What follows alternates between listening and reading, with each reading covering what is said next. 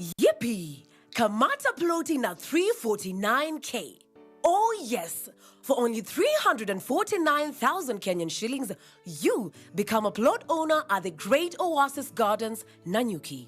The Great Oasis Gardens, Nanyuki is located along the Nanyuki-Rumuruti Road, only 11 minutes from the Cedar Mall and right opposite Mount Kenya Wildlife Estate. This is the best place to establish the getaway home that you have always dreamt about.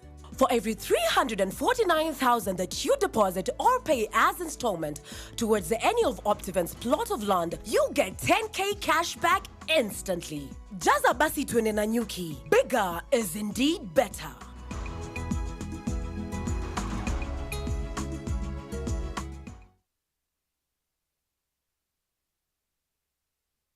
Vera Beauty and Fashion College is focused on being the leading technical and vocational training institute in the region.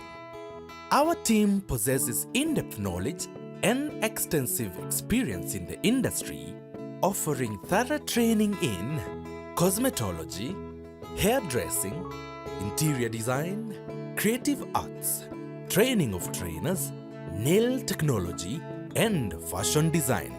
With branches in Nairobi, Thika, Meru, Eldoret, and now in Mombasa, our courses ensure that learners are completely equipped with knowledge, competency, and employability skills. Enroll today to be a part of a center of excellence.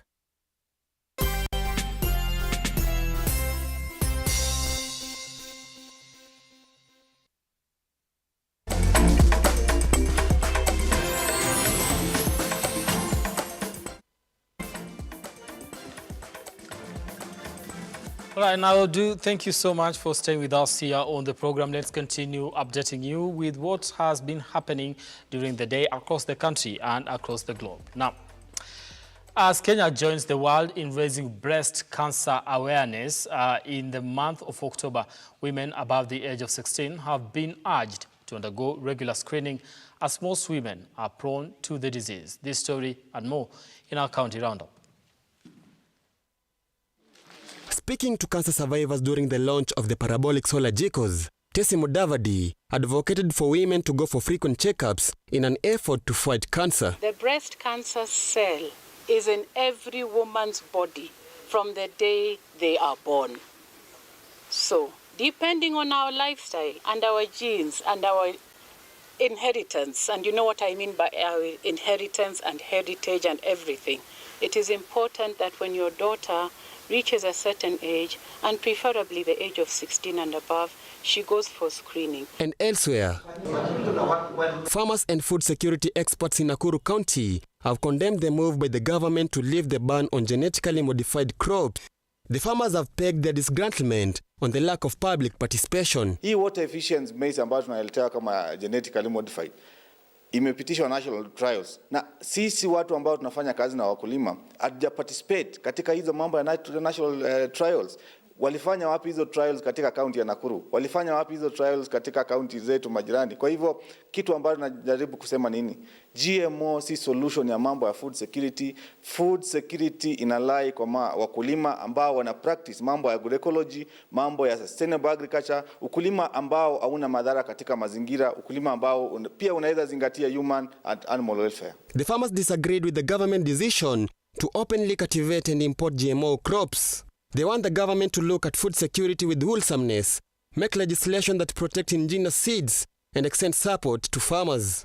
A Nakuru County Tourism Association Chairman David Mwangi indicated the tourism sector in Naivasha has improved immensely following the Nakuru becoming a city. At some point, the number of workers returning to work is reported to be in the rise following the COVID-19 disaster that affected tourism in the region, which resulted to many employees losing their jobs.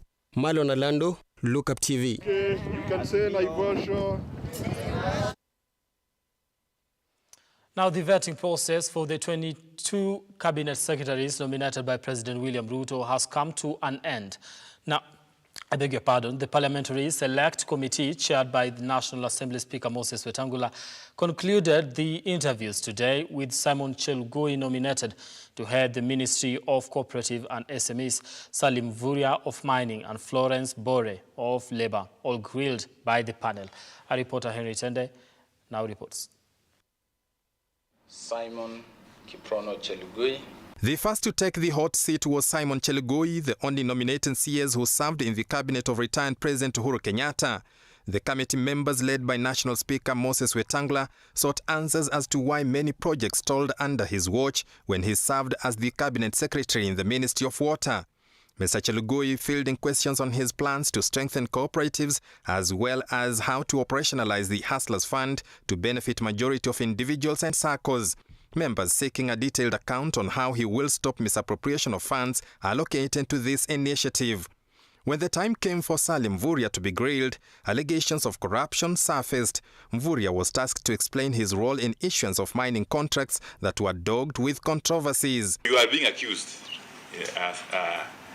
by some people from your county that you had a hand in the renewal of this special mining license to Base Titanium Company. Kindly clarify to us. That should be a wrong accusation. I did not participate in any way in renewing the license for Base Titanium.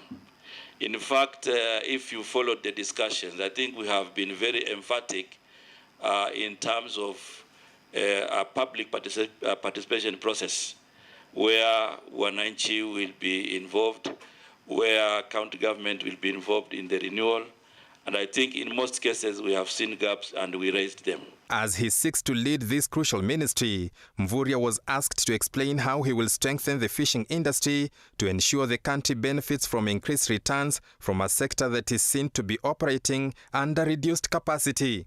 Mvuria, moreover, required to detail how he will put to an end illegal fishing by foreigners in Kenyan waters. It will be our responsibility as a ministry to make sure that we work with security agencies to protect these areas. As it is now, I think we have quite a number of issues in the EEZ, and these issues will only be dealt with if we have synergy with the other ministries, Interior and Defense, to make sure that we secure this zone. Mvuria seeking to assure members he is equal to the task and that he will seek to modernize the fishing industry by availing latest equipment.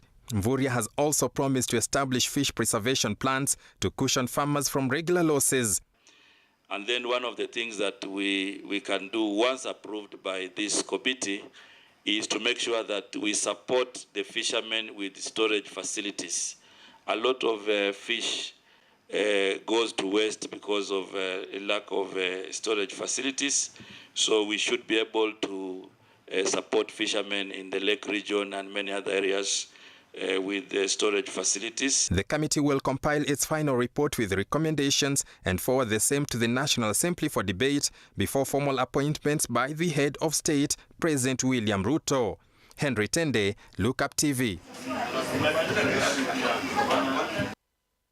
Now known for his wit and tact in politics, Alphayo Otuke is a man who dared to seek the second top job in the country. Now, in the past elections, Otuke was a running mate to presidential aspirant Mwangi wa Iria.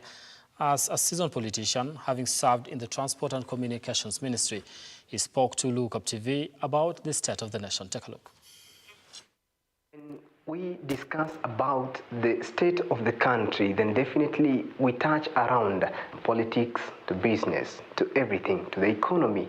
Now, my name is Karaoke Nduati from Lookuptv. Today, I'm engaging with Honorable Alphayo Otuke as we discuss more on the state of the nation. My name is Alphayo Otuke. I'm a citizen of this country. And recently, I ran for a big office as the Deputy President of the Republic of Kenya. But we didn't make it. We live to do better at the time. It's very good. Congratulations for the fact that you are aiming, and maybe you could tell us which party were you in and who was your presidential candidate?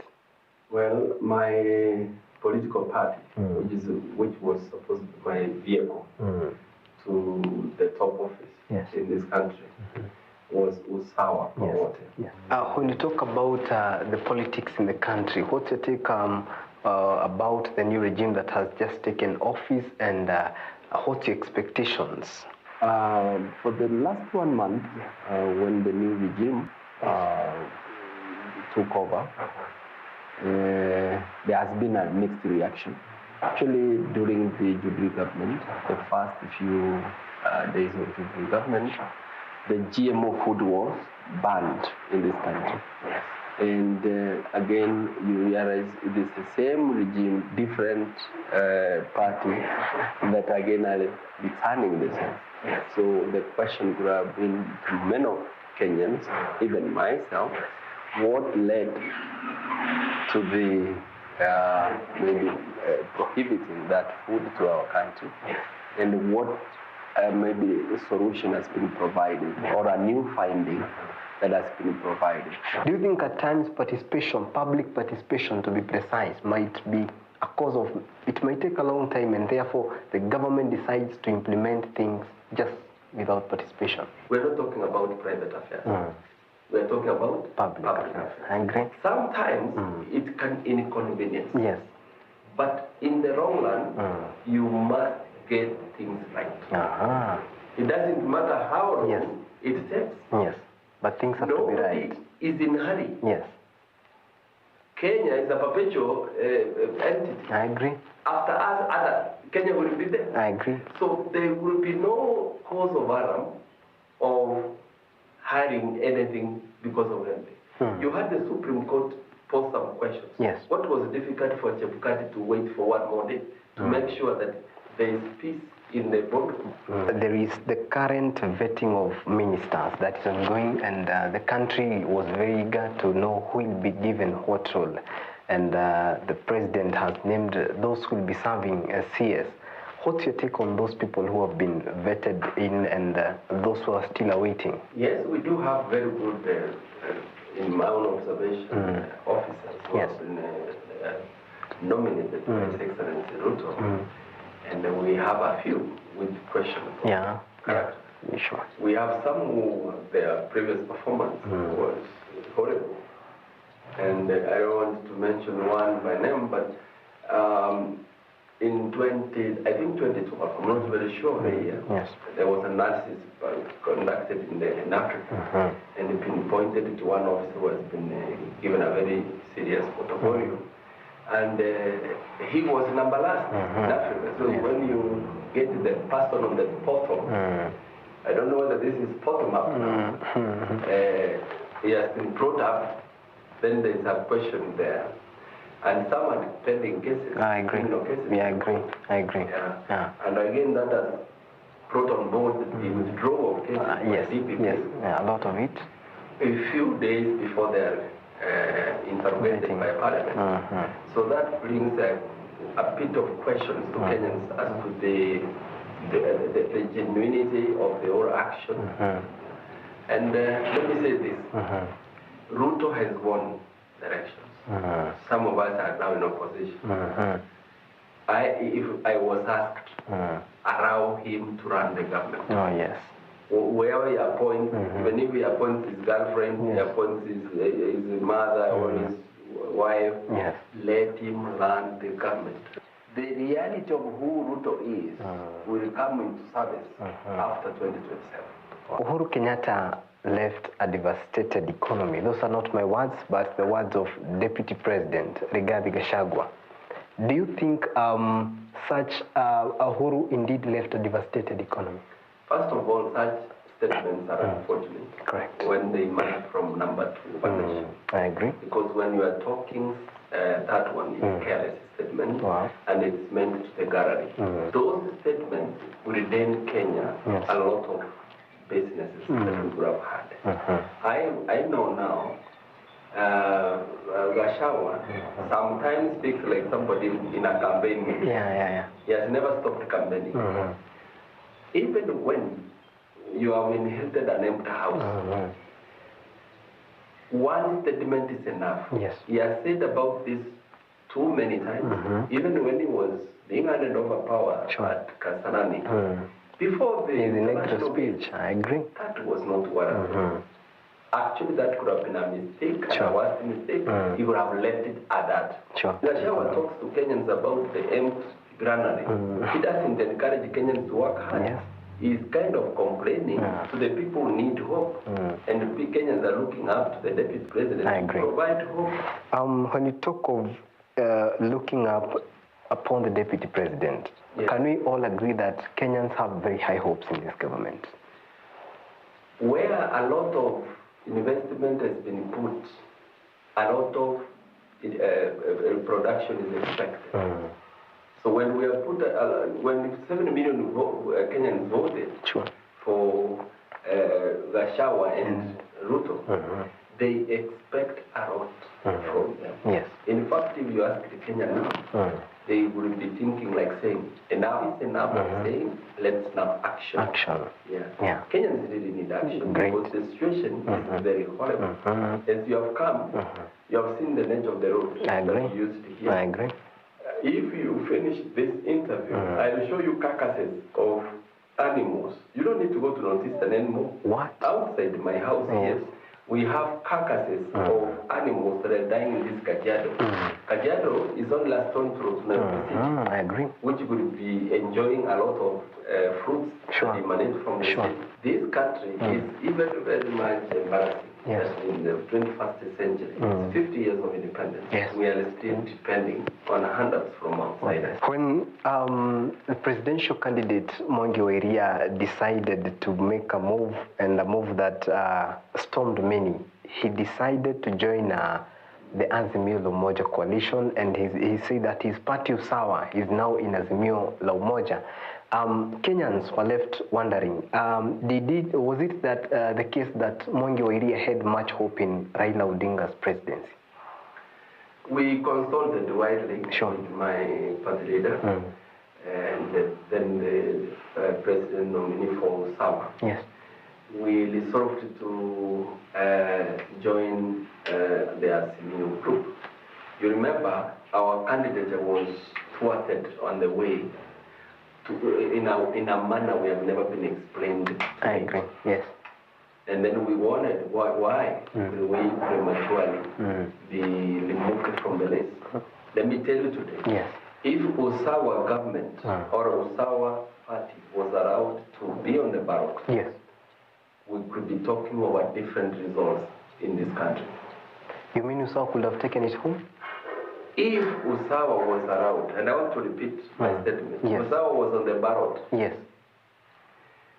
we will be talking about different presidency this minute.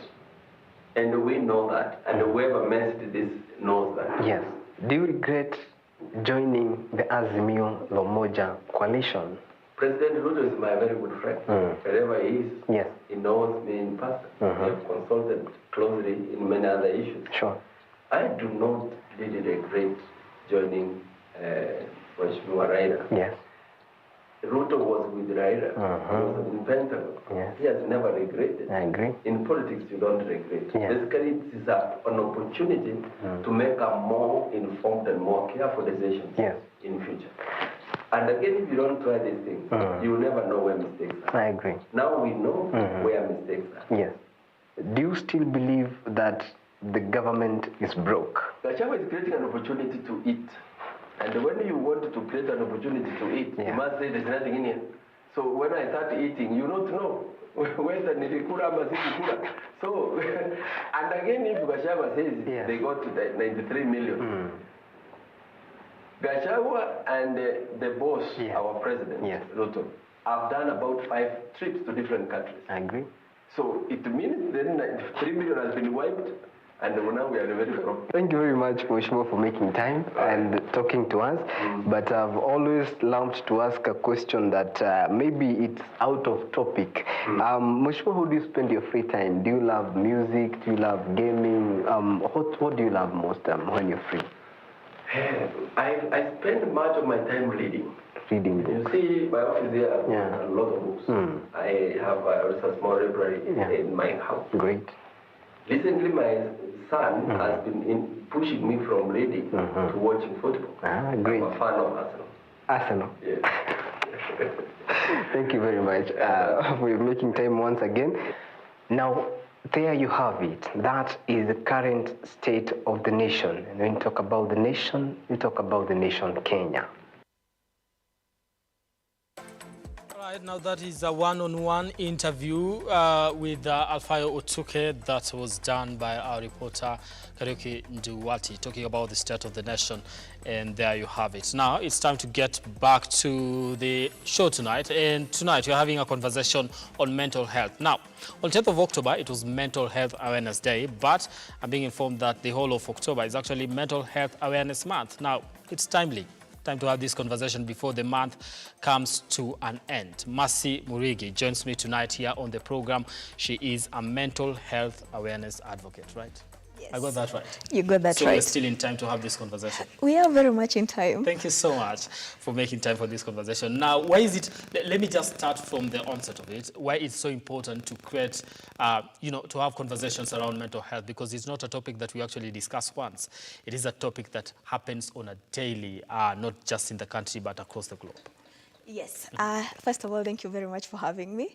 This is a conversation that I'm very much passionate about. And the reason is why we need to have this conversation over and over again is because I don't want to worry the trend, but we are just becoming aware of the fact that, there is other factors that do affect a person in their day-to-day decision making, rather than the way they are nurtured, rather than the way the environment is. There is something that affects you internally that we need to have conversation, because it affects how you are going to go through your day-to-day life and all the decisions that you're going to make. And if you're not right in the head, then everything that you're going to do, from the way that you wake up, the way that you have interaction with the people that you're going to come across with, everything get affected. So that is why it's very important to be in the right mental space before you even leave your house. Okay. Yeah. Now, I want us to touch on the youth, because when you say mental health, it's such a broad subject. It is. Now, we want to start breaking it. Today, you're focusing on just the youth alone. Mental health and the youth. How has it evolved in terms of just having this conversation among the youth for you? We have seen quite a difference from the previous years to where we are as of right now. We have seen a lot of groups that have come up which are trying to create this awareness, which I commend them for that, because it's creating spaces for people who can start to express themselves. Now, we understand the youth, of course, when you're talking about 18 to 35, but it includes other people. And the reason is why we are focusing on them. It's because at this age, when you're 18, you do not know how exactly it works, because you are just a child and your parents are treating you as a child. And then the world is actually treating you as a grown-up, because now you're 18. And then you get to 18 to 25, those are very confusing age. That is a very confusing age, because you're not exactly certain how you're supposed to act, because mentally, you are now faced with these hard decisions that you're supposed to make. And everybody assumes he's a grown-up. I mean, you have an ID, therefore, the moment you hit 18, exactly. And I just want to touch on that. That battle that happens in the mind, and just trying to understand, when you hit 18, what are some of the battles that we as youth get to start struggling with, that we say now this one can actually translate to having a problem in, mentally, something like that? One of the things that you're going to come across is decision making. Yeah. And no one comes in, holds your hand and tell you, this is how you're supposed to make a decision. The world expects you to, you're supposed to know what is right, you're supposed to know what is wrong. And that is it. You're already grown up. And then now you have to come to financial decision. I mean, that is the heaviest of the burdens. Most of the way that you're grown up, we are not taught how to save. So when it comes now to making financial decision, you're making it in terms of, I have money today. I am not very sure if I'm going to have it tomorrow. What am I spending on, actually? Exactly. I need to have fun at the same time, make conscious decisions about the future and things like that. So financial decision is one of those things that can weigh heavily on you, that can impact on you mentally. The next thing is there is relations. I mean, you're 18. Everybody expects you to start talking. Girlfriends, boyfriends, that kind of conversation. And no one told you, this is what you look you look for in a woman, in a man. You're just left to your own devices. You have to learn, and that is why you have heard about character development, because exactly. these are young people trying to find themselves, trying to understand, like, okay, I am me, but what do I want? Like, what do I want from the world? And what do I need for me to grow as a person? Like, the kind of relationships that I'm going to get into are going to either build me, or they're either going to, like, you know, crush me. Exactly. And that is an issue, because, you know, at the end of the day, it comes down to, I am grown. And now I am 18 to 25, confusing age. And then at 25, now you're like, okay, now I feel I am completely grown. Now, this is the thing. When you get to 25 most of the time, you start questioning whether you are expiring to some extent. Now, am I at the age where if I haven't achieved everything that I wanted to achieve, now maybe that's the end for me? Should I start thinking of probably now, you know? I know, and those are battles that people go through. Those are the battles that I think most of the youth actually, because somebody has put it somewhere that at the age of 25, you must have probably put a step in when it comes to employment, done your savings. How do we deal with that as people? Okay, first of all, this is where self-love comes in. You need to understand destinies are different, and there is no certain timeline. My timeline is different from yours. We can't be 25 at the same age. Like, we are celebrating the same birthday. We are 25, but you're employed. You have children. I am 25. I don't have a job. I'm not married. I don't have children, and I'm okay with it. So first of all, you need to understand yourself. You need to understand, what do I stand for, and what do I want out of life? Because at this point, it's either you rush with people and you end up at the wrong crowd, and you end up at the wrong place, and we do not want that. So how you deal with it is understand yourself, understand there is no certain timeline that you need to do this at this time, and it's not fixed. You can still get married at 30 and still be very happy. You can get married at 22, and by that you're divorced. You can get a job at 23, and 27, at 27, you actually, you are fired.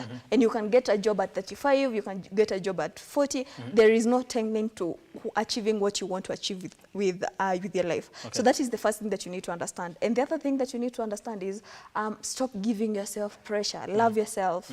Give yourself the space to grow. You're discovering yourself. You're a youth. There is a whole lot of things that you have not seen, that you have not experienced, and it's upon you. Give yourself space to grow into whatever it is that you're going to be, and be kind to yourself. Yes, stop rushing it. Let me just get to the effects of not getting to identify yourself and probably blocking everything that is negative. Because when you get to 18, this is a youthful age. When we allow, you know, those battles that we have in the mind to actually dictate how we want to run things in terms of at what age am I supposed to have gotten married, and probably, you know, get a job, or financial decisions and all that. When we don't do that, what do we stand to lose as the people, as the future probably? First of all, you stand to lose yourself. And that is the worst thing that you can do to yourself. Because you forget that you are one person, but one and another person, we make the society. So if I'm lost, another person is lost, another youth is lost. That means basically we do not have a future, and that is quite sad. And that is why I started with yourself, because before we even fix the society, before we even fix our homes, it has to start with you. Because you can't pour from an empty cup. That is given, and everybody knows that. You need to understand, I know what I want, and as much as I want to dictate the timeline, I know the push, I know how it feels like. All my friends are successful, all my friends are employed, all my friends do have kids, and I want that for myself. And it's good to want that because it pushes you, but do not let it push you to a point that it blocks everything else that you cannot see. We have seen most youths land into drugs, into alcoholism, and it's quite sad because this is a person who would have said, no, I do not want to drink, to the very first beer they got invited to. But they were like, okay, you know, I need to look cool. You know, my friends are doing this. So it feels, I am a youth, this is where the next step leads me. And then that is how you end up with alcoholism. And then there is, when it comes to marriage, of course, it dictates when you're from 18 to 25. Now when you're starting to feel like, oh my God, this is it, I'm rushing, I need to hit some milestone by the time I'm 30. And you realize by the time you're like 28, especially for men, this is something I have seen a lot. And this is something that quite frightens me. By the time you're 27, 28, you start realizing, oh, I am clocking that in a few years and I'm not married. Society dictates by the time I'm 30, I need to get married. Exactly. So the society dictates a woman is supposed to have this and this and this. Listen, that is in your mind, you're like, the society needs to have this and this and this. Yeah. This is what a society this dictates. Is not what this I is want. not This what is you not want. the right thing. No, though. this is not what you want. This is what society dictates. This is what society has taught you. This is how a woman is supposed to be when you're marrying her. So you go and you start looking through the eyes of the society, and you end up, of course, get married. We come to your ratio, we sing, we eat. But 2 years down the line, you're in my office telling me, oh, Mercy, I don't know what I did wrong. I don't know why it's not working. Like, you see, a lot of things get affected. I know. Now, let's look at some of the pointers that somebody can look at and right now and point and say, by the way, I think I have a mental condition. I have a mental issue right now. Somebody's sitting at home, probably until somewhere, or an edu or a grief somewhere. They're seated and wondering, or maybe as Nelima, or somebody is seated somewhere and wondering, I'm in this age, I'm a youth. But I'm a little bit confused. So what are some of the pointers they look at and say, I need to seek help? I have a problem, probably mental. Okay, there are 2 assessments. We have the stress assessment, and then we have the depression assessment. So depression basically is stress that has progressed. And before it gets there, let's look at stress. So what's some of the pointers that you can look out to see whether you're stressed? So there is always feeling fatigued. Listen to your body. You wake up in the morning and, oh my God, you feel like you have slept the whole day digging somewhere like in a farm. You are very exhausted in the morning. The next thing is you start pulling out. You start pulling out from the things that you previously enjoyed. I love bowling. And then all of a sudden people are inviting me to bowling and I'm like, I cannot even come up with the energy to think I can entertain conversation or being with people or something like that. Things that you used to enjoy, suddenly they no longer have meaning. You no longer start to enjoy them. And then the other thing is irritability. Someone will do something and you go off. You go off on them. So you just become irritable just immediately. Small thing and you just go off. Your levels of irritability, they just skyrocket. You can notice this even at home when someone says, hey, and these days you're like short-fused or something, because listen to the people who are around you, because first of all, they are the first people who will notice. And the other thing that you can look out for is stress eating. All of a sudden, you have this appetite and you have the warmth. You have this appetite. It's not normal. It's not normal to be eating. Probably you've grown an appetite. You're becoming healthy. We do have normal appetite, but then we do have this other appetite that we call stress eating. This basically is eating your emotions away. Someone offended you, you grab ice cream, you grab chocolate, you grab foods that they are called comfort food because they comfort you. They help you to calm down. Yeah, so like that. You find yourself, okay, having comfort food now and again in a month, life is what it is. It's going to be hard sometimes. So I understand. Once a month, it's all right. But raising you doing comfort food every single day, that is a red flag that should be flagged down. Okay. Yeah. Now, moving forward, when we notice that in terms of speaking out, because, speaking out sometimes, speaking up and just finding people to talk to is a little bit hard. So you are in a circle that maybe you can't trust people to do that, to listen to you, or you're afraid people are going to judge you. Now, when it comes to seeking help, that's what I want to touch on. When it comes to seeking help, how do you go about it, and how do you trust people to listen to you and not judge you? Good question. First of all, let me say, speaking out is not going to be easy. As a person who have dealt with people who are mentally disturbed, speaking out is the hardest thing that you're going to do, but it is the most helpful thing to yourself that you can do. So start with keeping an emotional journal. If you're sure there is no one that you can walk up to and tell them this is how I'm feeling, start with keeping an emotional journal. This is a journal that you basically write about what you're feeling. Today I felt this type of a way. Tomorrow, then you write how you've been feeling throughout the day. And the good thing about emotional journals is they help you manage how you can look back and be like, oh, okay, I can see a pattern. If I was sad this and this day, so what happened on this day that made me sad. Okay. So it's something that you can look back, that you can predict, this makes me sad, so I'm going to avoid this in the future. Or this annoys me, so I'm going to avoid this in the future. So keeping an emotional journal helps. The other thing is we have anonymous calls. There is Befriend Kenya. I think that most people find that very helpful. And you can just call in anonymously. You have someone at the call, and they can walk you through whatever it is that you're feeling. Yes. Someone will say that's a stranger listening to my problems.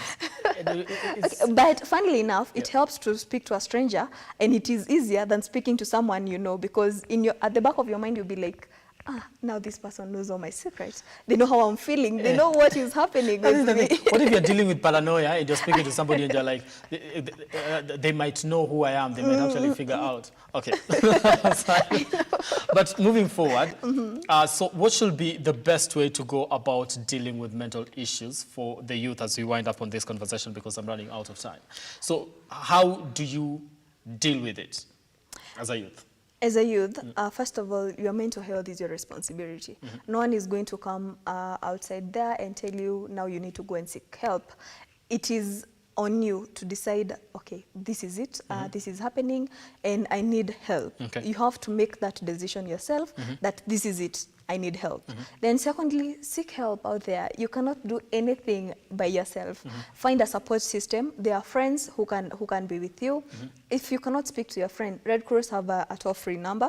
Like I said, Befriend Kenya also have a toll-free number, and you can call those. Just go online and say anonymously, where can I call in, and start there. So when you build up the courage to speak to someone face to face, then you can reach out to therapists, you can reach out to counselors, you can reach out to any other person, but do not just stay there and assume it is going to go away, because unfortunately it's not going to go away. You need to seek help. Okay. Yeah. You need to seek help. That is where we leave it tonight here on the program. Thank you so much, Mercy Murigi, for joining us and speaking to us about mental health. Okay. You are an advocate. I just have 30 seconds for you to tell us exactly what you do. Okay, I'm a mental health advocate and I'm a counselor. I work with Malkia Nutrition. We are located at Westlands, Occidental Plaza, floor 2. So anytime you can call us and we'll be there, we'll help you throughout. I think I have some people who are going to be your customers soon. Thank you so much for your time and making time for this conversation here on Look Up Weekend. I do appreciate it. And it's a conversation that we need to keep on having, because mental health, like you say, it's not something that we can just wish away. It's something that is here. So how do we deal with that? We face it and, you know, find solutions for that so that we don't lose people to depression and all that, right? Yes. Thank you so much.